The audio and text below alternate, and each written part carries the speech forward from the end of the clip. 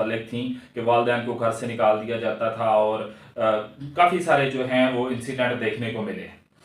तो ये जो एक्ट है इसको बड़ा ही स्ट्रिक्ट तौर पे इम्प्लीमेंट करने के हवाले से ये बनाया गया। इस कानून में दो चीज़ें सिर्फ मेन जो हैं, आगे उसका प्रोसीजर है, ये डिस्कस हैं की गई हैं और इन्हीं को हम भी डिस्कस करेंगे शॉर्ट टर्म में।